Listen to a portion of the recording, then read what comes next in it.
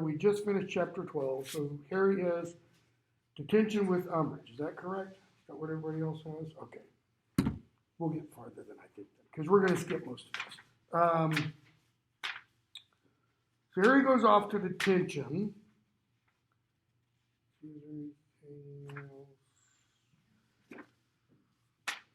And what does his detention involve? Writing lines. I must not tell lies.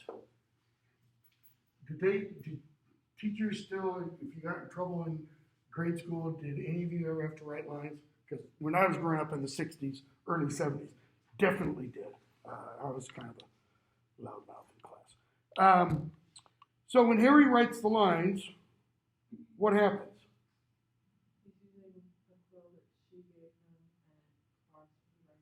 So when he first does it, he feels the burning on his hand, and then he does it again and again and again, and he sees the writing on the back of his opposite hand, I must not tell lies. How badly, where do I put this? He does this over a week. How badly is this inscribed on his hand? Anybody read through book 7 before? He's got a scar, because in book 7, he's going to hold his hand up like this, okay, and say to the then minister of magic, something along the lines of, I remember the ministry of, magic kind of stuff, okay? So Ron and Hermione suggest that he talk to Dumbledore, he talked to McGonagall. He says, no, I'm not going to show her that she got to me. That is, he's not going to, humble himself, so to speak, in front of Umbridge. Chapter 14, Harry writes to Sirius because it's okay to, unburden himself to his godfather. And we see the little blurb in the Daily Prophet, page 287, about Sturgis Podmore, who's been arrested for trespassing at the Ministry of Magic. He gets sent off to Azkaban. Let's see here.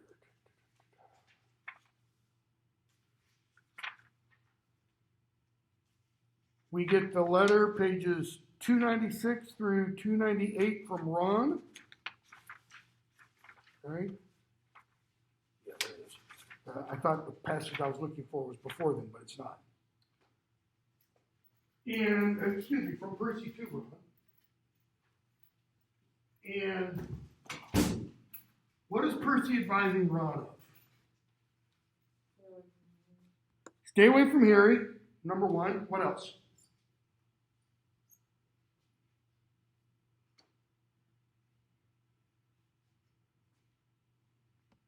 Because it's more than that. I mean, that's the main thrust, right?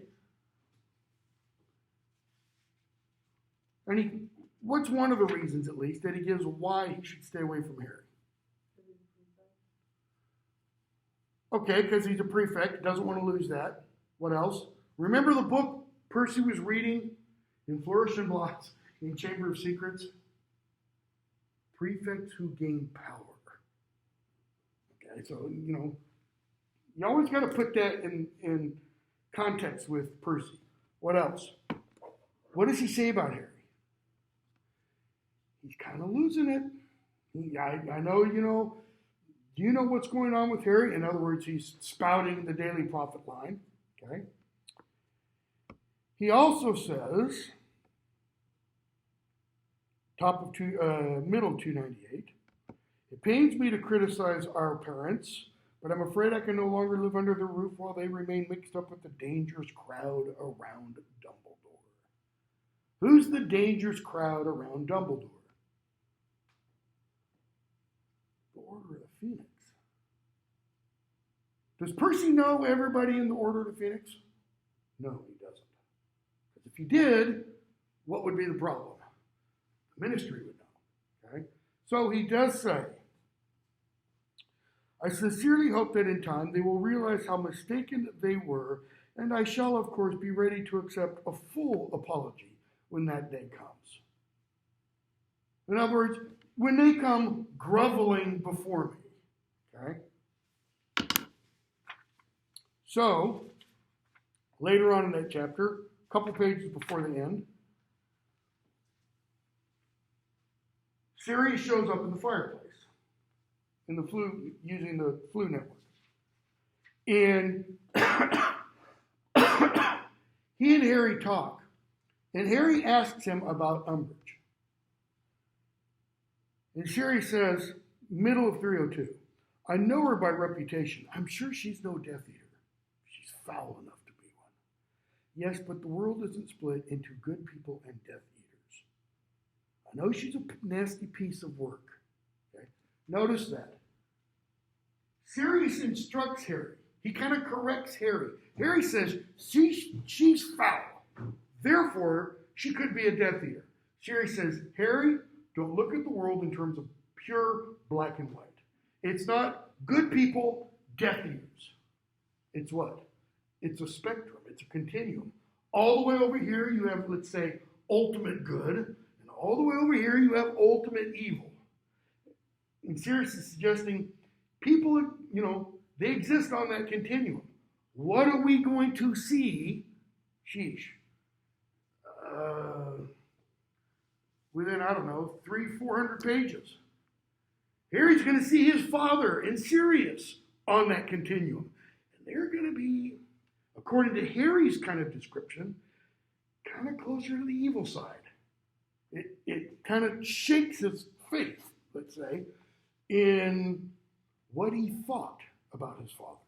Okay? So, Sirius almost gets caught, and we get chapter 15. Hogwarts High Inquisitor. Okay? I think we've talked about this before. What's Percy's middle name? Percy Ignatius. Did I talk about this in this class? Okay. Related to Ignatius of Loyola and the Jesuits and such.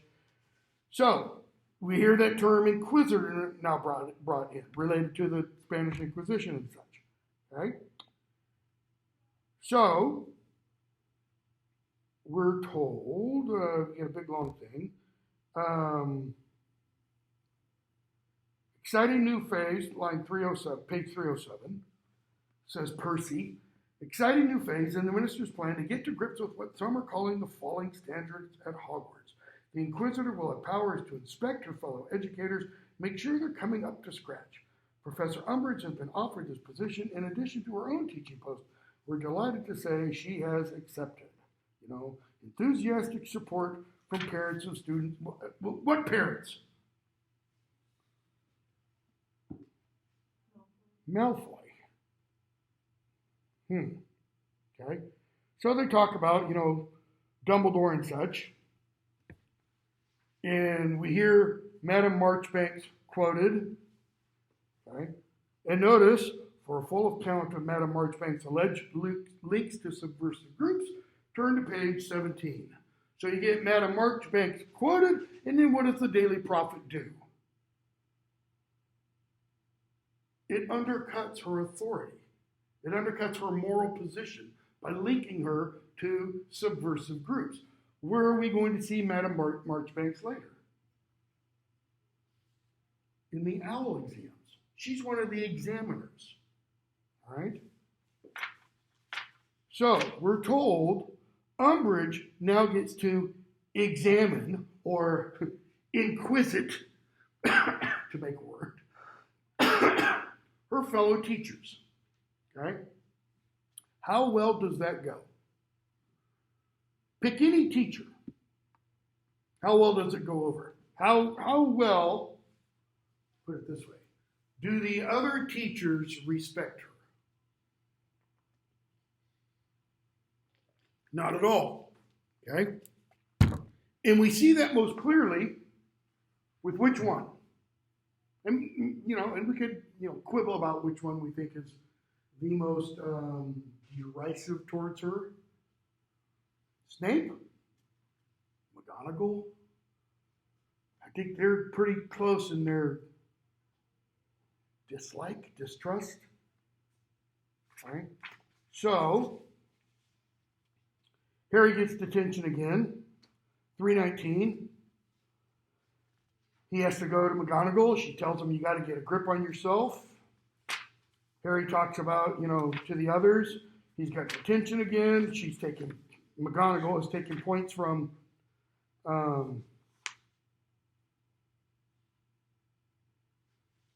Gryffindor. Okay? Bottom of 325.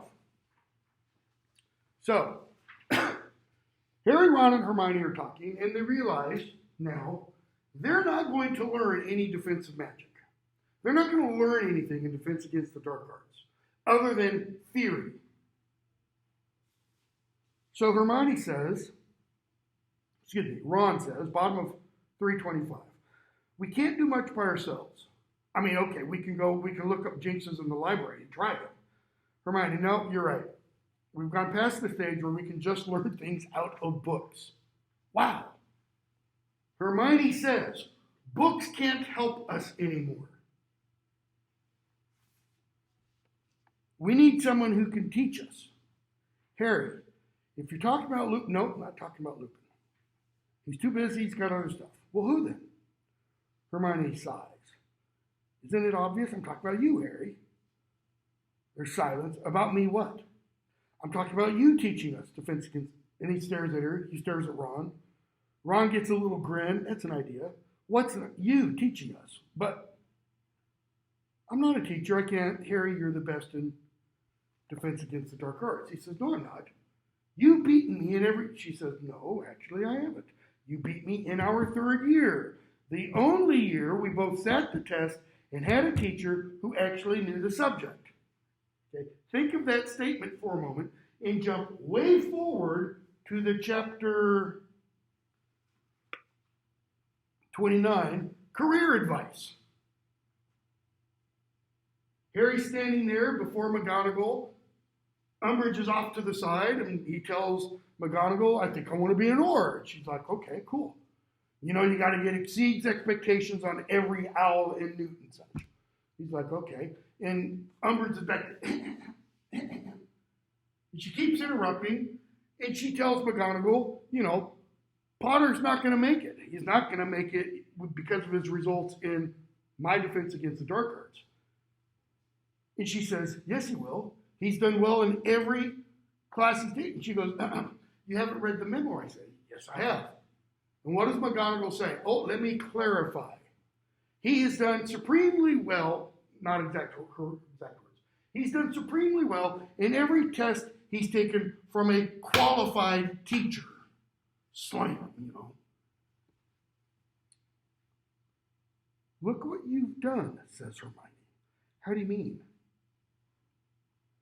Ron, you know what? I'm not so sure we want someone this stupid teaching us.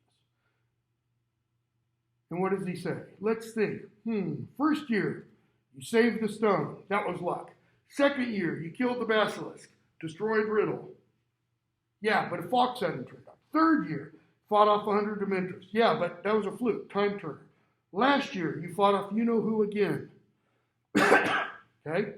So this is page 327. Go back to page 167. We talked about this on Wednesday.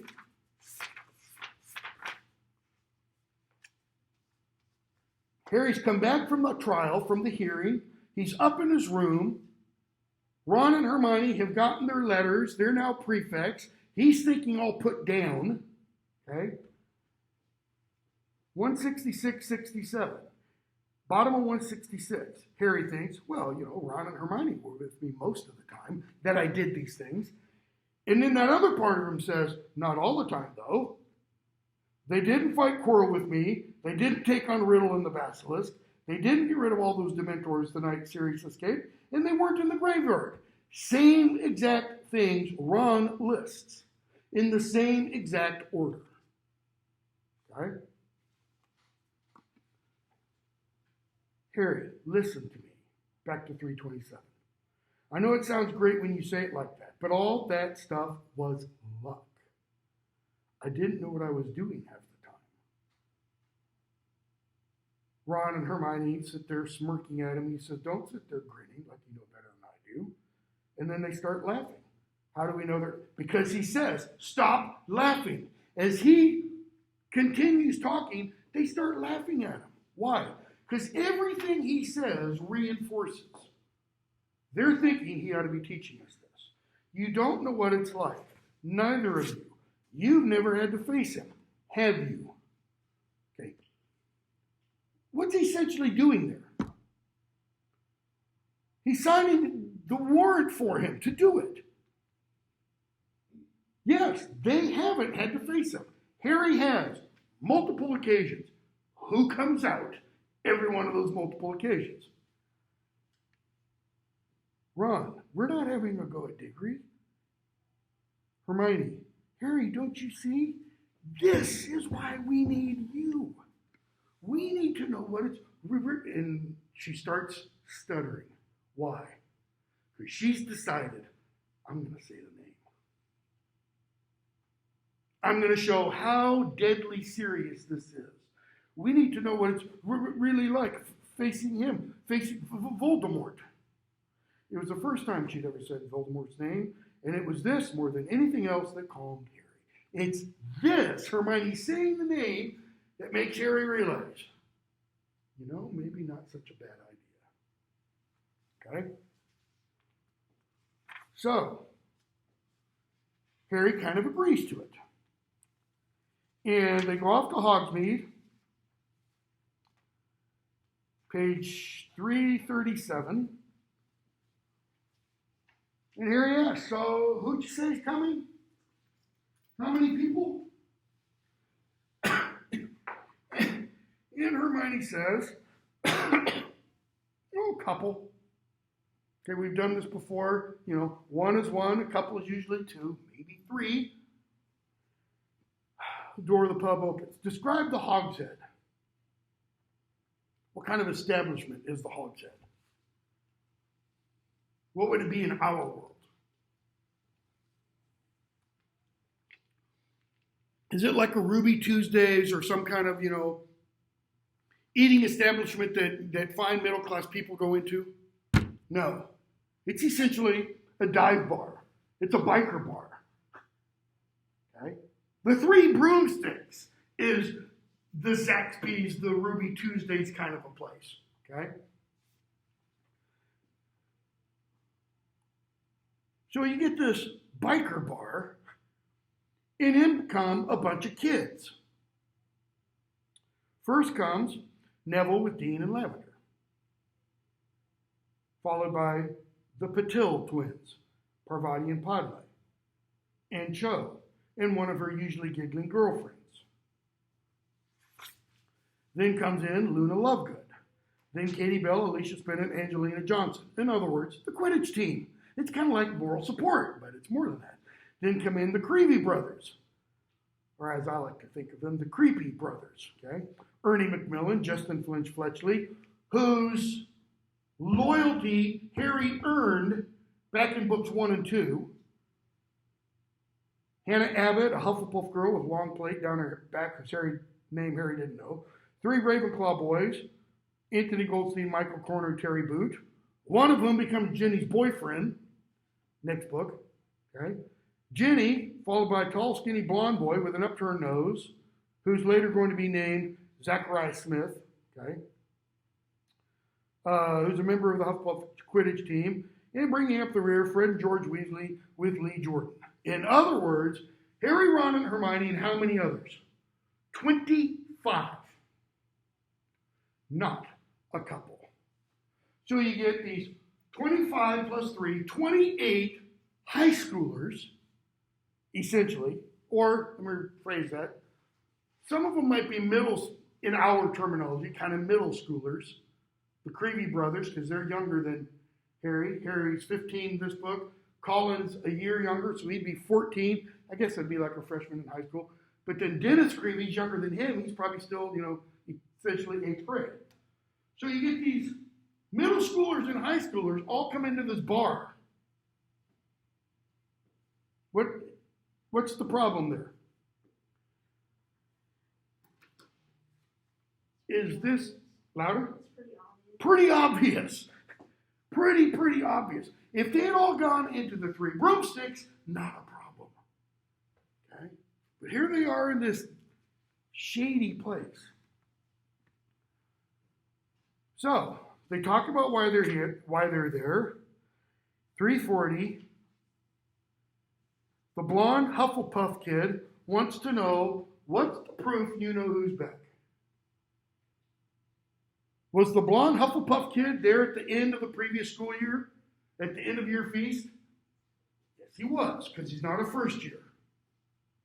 Why? First years can't be on the Quidditch team. An exception was made for Harry, remember. Okay? So he had to have been there. And Hermione says, well, Dumbledore believes it.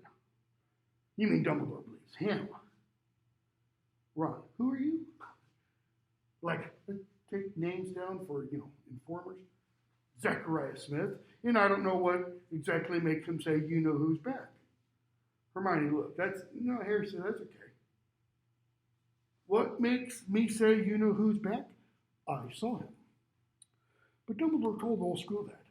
And if you don't believe me, I'm not going to waste an afternoon trying to convince anyone. He said, well, all Dumbledore said was that, Diggory got killed by you-know-who, and you brought Diggory's body back. He didn't give us details. In other words, we want the details. Harry, not going to give them to you. Okay? So Hermione says, we're here to try to, have Harry teach us. And one of the girls, bottom of 341, says, is it true you can produce a Patronus?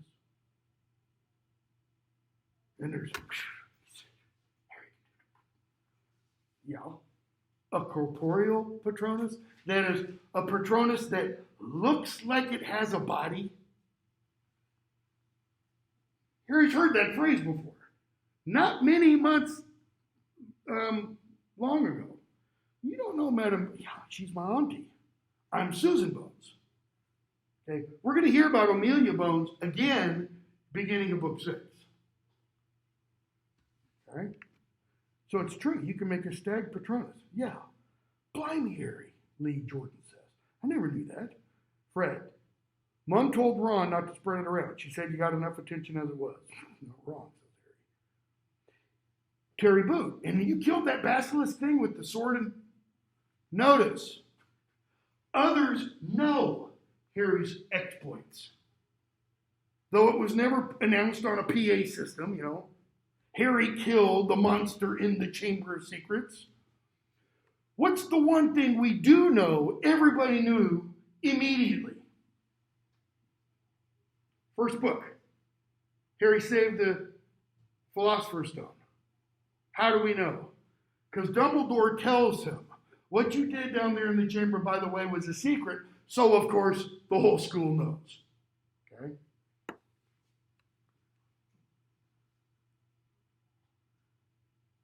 Neville. And in her first year, he saved that Sorcerer's Stone. In the British version, because the title isn't Harry Potter and the Sorcerer's Stone, but Harry Potter and the Philosopher's Stone, in the British version, they have Neville say, or it says, he saved the Phosphorus Stone. Okay? Wow. And then Cho. And remember, Harry's got the hots for Cho and stuff. And Cho says, oh, plus he had to do all those things last year in the Triwizard Tournament. What's... I'm trying to think how to put this. How does that not quite match up to the other things Harry did? Books 1 through 3, compared with what Harry does in the Triwizard Tournament. It's not designed to kill him. Louder? It's not designed to kill him. Like, those things aren't supposed to be harmful. Okay. They're still impressive, but The things in the Triwizard Tournament weren't going to kill him. First book, yeah, he could have gotten killed by Quirrell. Second book, yes, he could have gotten killed by the Basilisk and Tom Riddle. Third book, not quite as much. Dementors could have killed him. Okay. What else? There were other students doing the same task. Other students doing the same task. And they all cheated. Harry didn't cheat with the Philosopher's Stone. He didn't cheat with the Chamber of Secrets. Did he have help? Yes. He couldn't have gotten to the Philosopher's Stone without Ron and Hermione. If nothing else, the chess game would have knocked him out. The potions would have knocked him out. Okay? young and shouldn't have known very much in the first two books on how to do anything compared to the third. So, Harry says, I had a lot of help with that stuff. Michael Comer, not with that dragon you didn't. Right? Even Ludo Bagman, great Scott, he can fly. In other words, that was pure raw talent. Now, we can say, knowing what we know from later books and stuff, even that you could say, there was some help. Because of, what happened the night he was cursed. Possibly. Okay? So, they agree they're going to do this. Okay? And Hermione comes up with the thing with the little coins to let them know when they're going to meet. And we get Educational Decree number 24, chapter 17. High Inquisitor issues a proclamation. All student organizations, etc., are henceforth disbanded. Any organization or an organization, society, team, group, or club is defined as a regular meeting of 3 or more students. So, what have we seen from, about the 5th or 6th chapter of Harry Potter and the Philosopher's Stone? 3 students who are always together. That qualifies as a group. Harry, Ron, and Hermione. Okay? What kind of governments issue this kind of proclamation? Any idea? She doesn't just pull this out of the air. J.K. Rowling. Totalitarian governments do. Why? Because they're always afraid of challenges to their authority. Anytime you have 3 or 4 people gathering together, what can happen? They can plot or conspire against those in power. That's why, by the way, what is one of the phrases in the First Amendment? One of the clauses. Freedom of assembly. That's why that's in there. Okay? Because the British government did not grant that freedom of assembly. Okay? So, they got to get permission from Umbridge if they want to have any kind of meetings and such. So, Harry gets another message from Sirius. It says, same time, same place. This is page 359. And we see Umbridge do her inspection of teachers. 362 and following. Page 364. Umbridge asks Snape, they're in potions. And you have applied regularly for the... Let me back up. Bottom of 363. How long have you been teaching at Hogwarts? 14 years. Okay, so let me ask you this. Why does she ask him that? Where she is? In other words, she's doing this observation / inquisition where?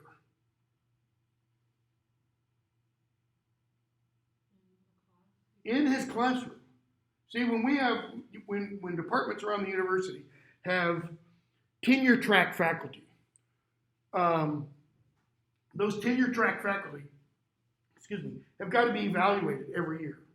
And they have colleagues, tenured colleagues, come in, usually sit in the back of a room with a notepad, and they just kind of observe the classroom. They don't involve themselves, they don't ask questions, they don't speak up unless they're asked to, unless they, clear it with the instructor beforehand. But they just observe.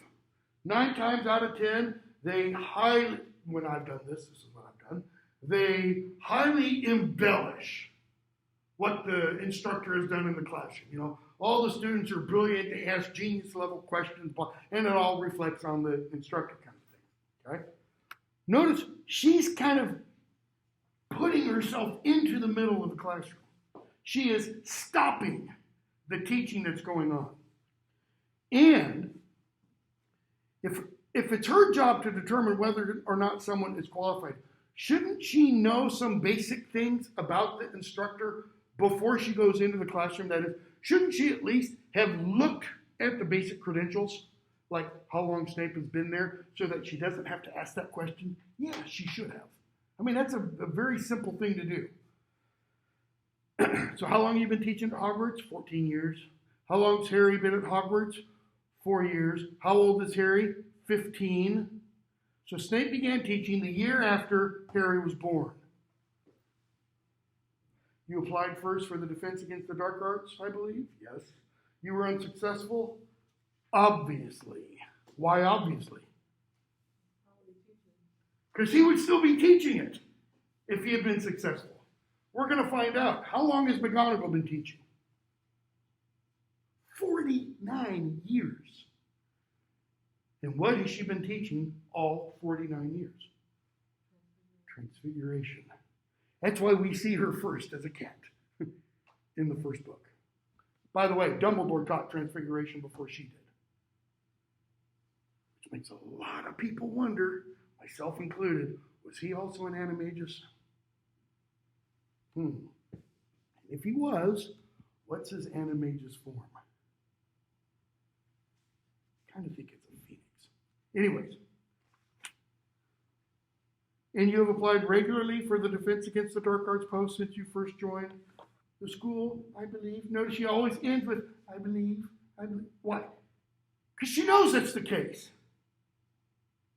This is her way of kind of taking Snape down publicly in front of the students. It would be like a professor coming in and observing a class and having the tenure track professor, the person who's in his or her third year of teaching, okay, and somebody sitting in the back who's in their 30th year of teaching, interrupt and say, Ted, sorry, that's not right. And correct the instructor in front of all the students. What would the students immediately think? Ouch. Okay. So, what are we told here, though? And this is why Rowling has her asked this question. Snape has done what? Every year for the last 14 years. Dumbledore, can I teach Defense Against the Dark Arts now? Dumbledore, can I teach? And every year, no. I don't know about you, I don't take rejection that well. I think after the 4th or 5th year, I kind of give up. So why does he want to teach it so badly?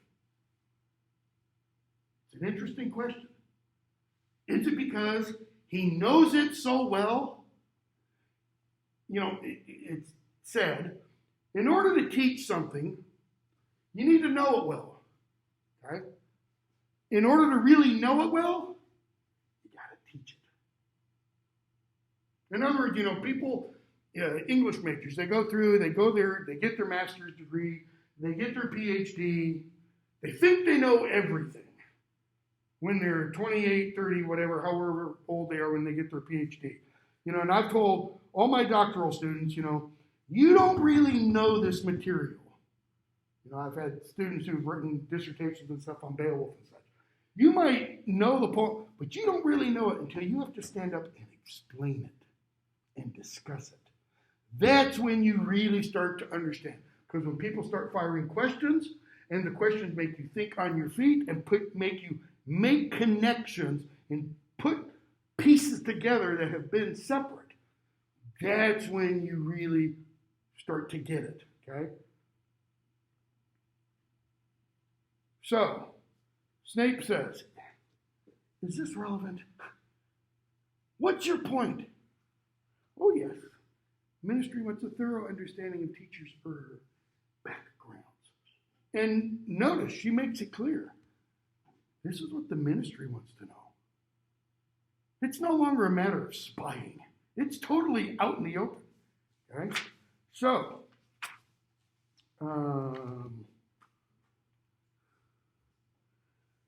Harry talks to Sirius, and Sirius goes, dude, page 369. You want to choose your meeting places more carefully. The Hogshead.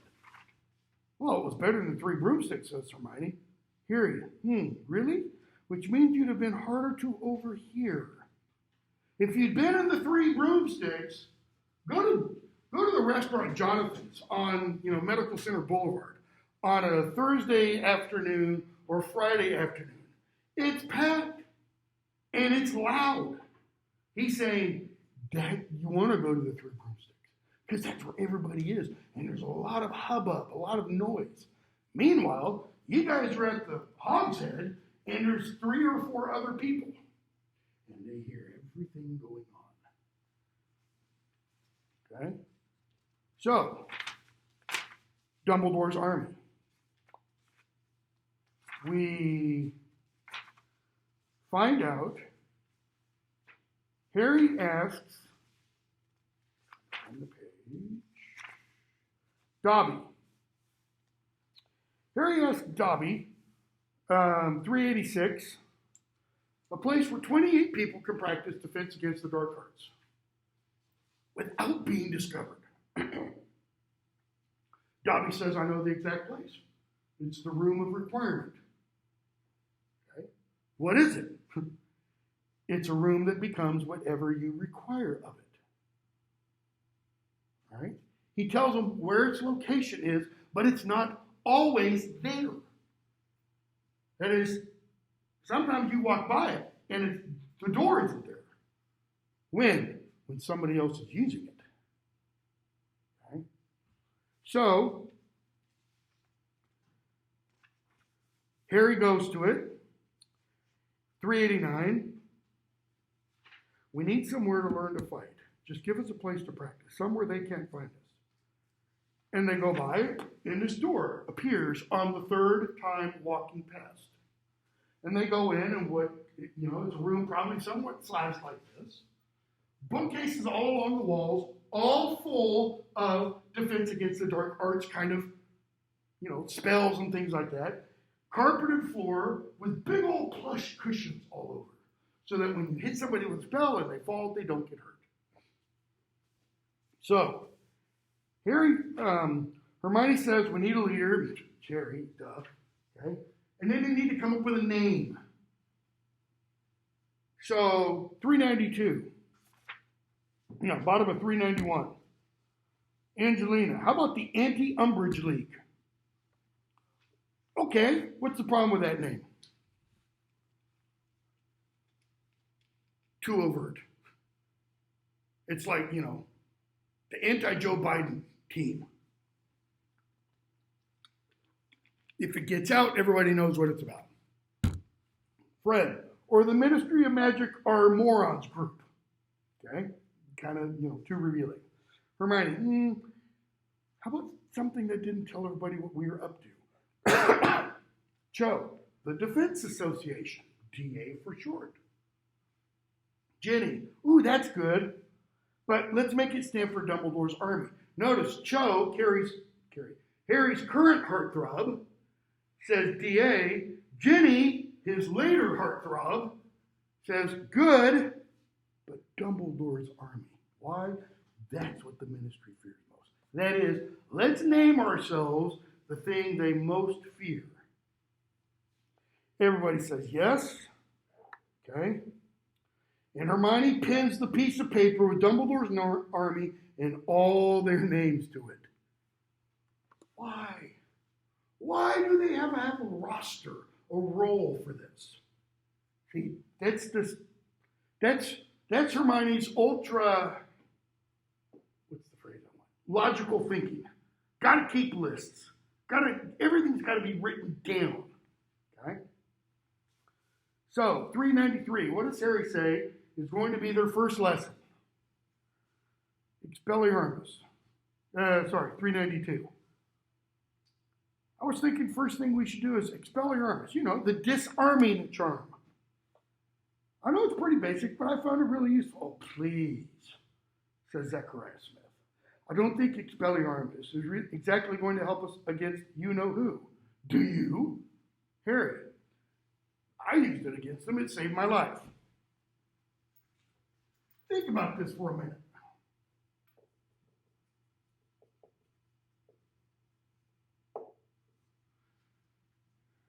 Expel arms. What's meant by arms? Weapons.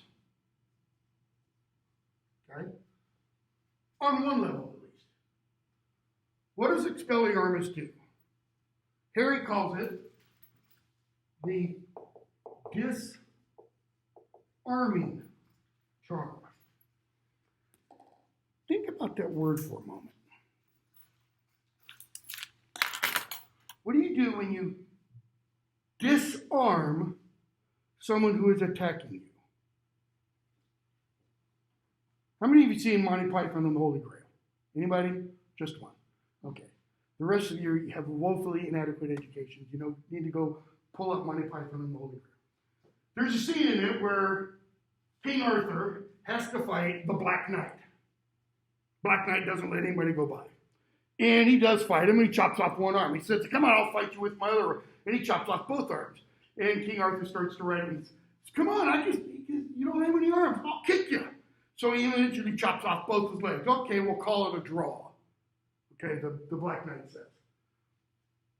In disarming him, what does he stop the opponent from being able to do? I know, it seems like I'm being really basic here. It stops the other person from harming you. Okay? But think about that for a moment. In light of, well, I'm going to say something.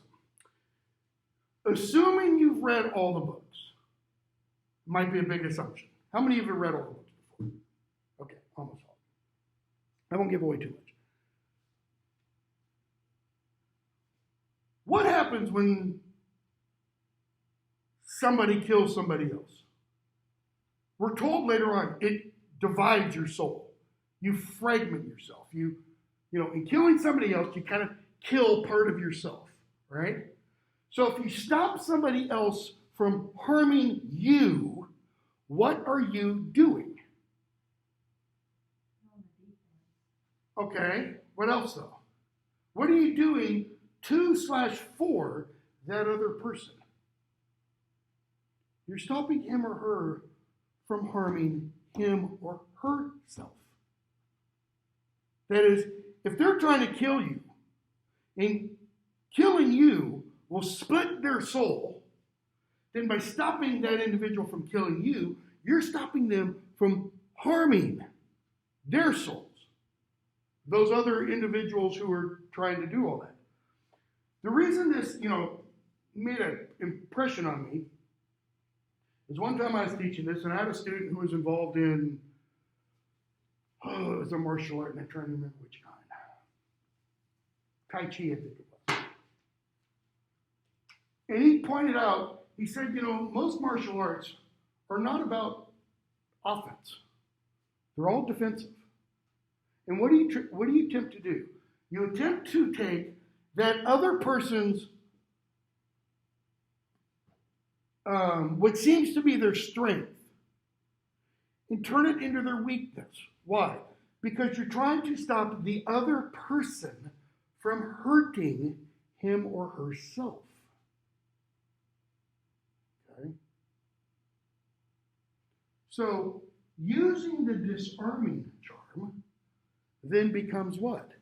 It's not only an act of self-defense, it's an act of mercy towards that other person. Right? If you can stop somebody from pulling a trigger, what does that do? Stops that person from becoming a killer. What does Harry do to Peter Pettigrew? He lets him live, right? Why? Couple of different reasons. One, he doesn't figure his parents or his dad would want Remus and Sirius to become killers. He stops them from becoming murderers. Okay? He disarms them in that sense.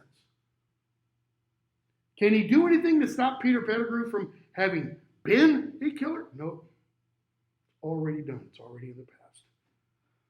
But notice he uses Expelliarmus on Voldemort. Like he's trying to stop Voldemort. Okay?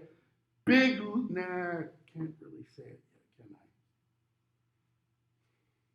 The very end of book 7, Harry's going to say something to Voldemort in their big duel. And it's going to give us an indication of why he keeps using this. In fact, in beginning of book 7, the same thing is kind of going to be discussed. He and Lupin are going to have a big conversation about why he uses Expelliarmus. So, everybody starts practicing, and notice everybody has a partner except for whom? Neville. Why? Because he's Neville. Okay, when we were talking the other day about, choosing teams and everything, and Hufflepuff takes the lot, takes the rest, Neville's the rest.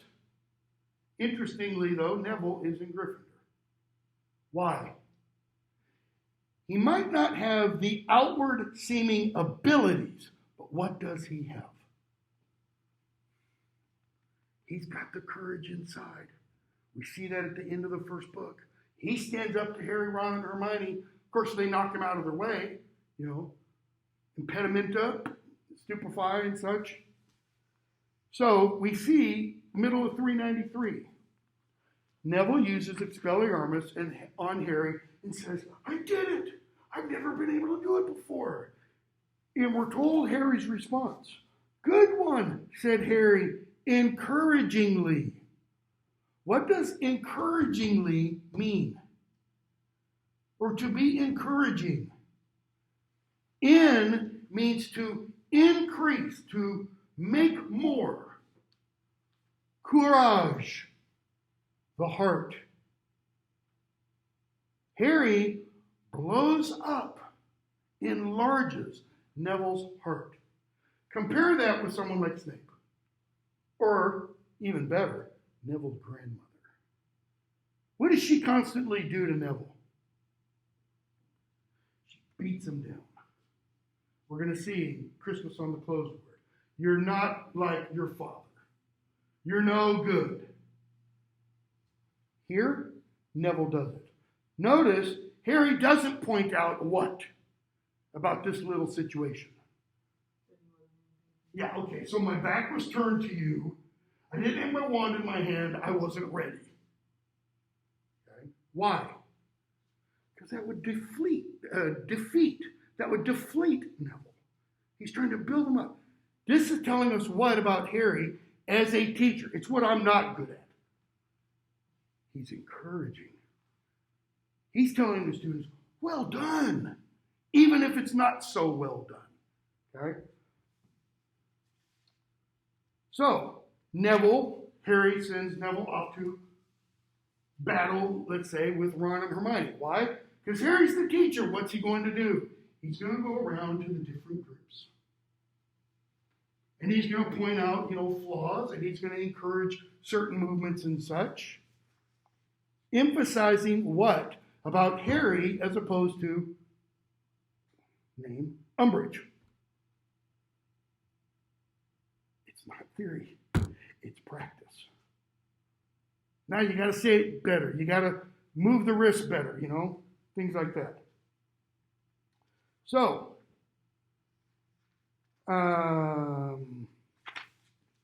let's see. Lion and the Serpent. Yeah, we're going to skip that.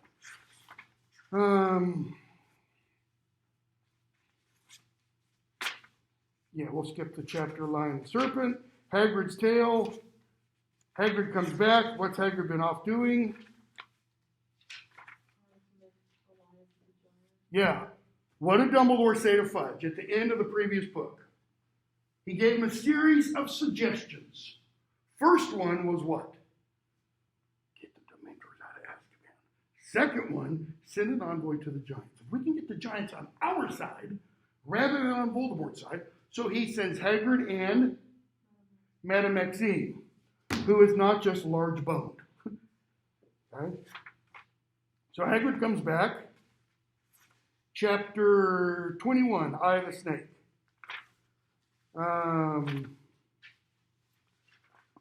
We get introduced to Thestrals, which create a problem for Rowling's writing. Who can see Thestrals? People who have seen death. So how come Harry doesn't see a Thestral in the second book? Okay, first years, how do they get to Hogwarts? Okay, on the boats. They take Hogwarts Express. They get up to Hogsmeade. From Hogsmeade, they get on the carriages. Carriages, they get to the lake, and then they go across the lake. Okay? I think that's it. What's driving the carriages? Seemingly nothing. Okay? But we're told people who see death. So why doesn't Harry see one until now? Well, one way Rowling answered it was, well, he's seen Cedric die. And therefore, now he sees the Thestrals. Okay. So why didn't he see him after, he saw his mother die? Well, no. She then later in another interview said, well, you have to process it. You got to really understand what you saw. When he was a baby, he didn't understand what he saw. Okay, book 3. What happens when Lupin starts putting Harry, when Lupin starts letting the Boggart come out? Harry sees the Dementor and what? He starts going back and back deeper into his memories. He hears his mother. He hears his father. He relives their deaths. That's processing. So beginning of book 4 at the very least, or end of book 3, he should see those Thestrals. It's just a plot flaw. It's a really big plot flaw. All right? But we get introduced to the Thestrals. And then they have another DA class. And everybody else leaves. Harry's left alone with Cho. Cho starts talking about Cedric. She's got tears. There's mistletoe. She kisses him. Her face is all wet. Hermione explains 4:58-59 to Harry what Cho is feeling. And I think this is a perfect example. And this is why Rowling puts it in. This is a perfect example between the difference between women's thinking and men's thinking. Because most men, those that I've talked to who have read the books, kind of like, yeah, I understand exactly what Harry and Ron are thinking. And most women, my daughters, my wife, pretty much all go, yeah, we understand totally what Hermione's saying about Cho. And, it's like the two just, they don't. So, why is it called the Eye of the Snake? Harry has a vision.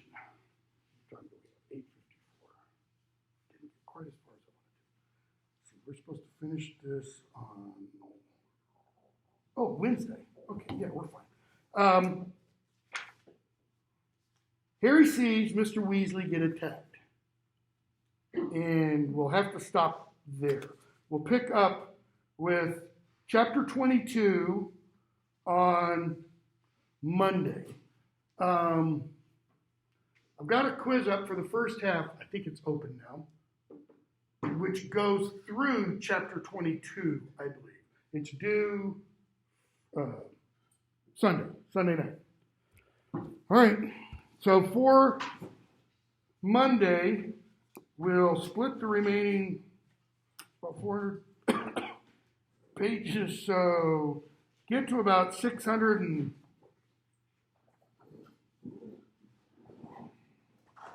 very minimum, get to the chapter 31.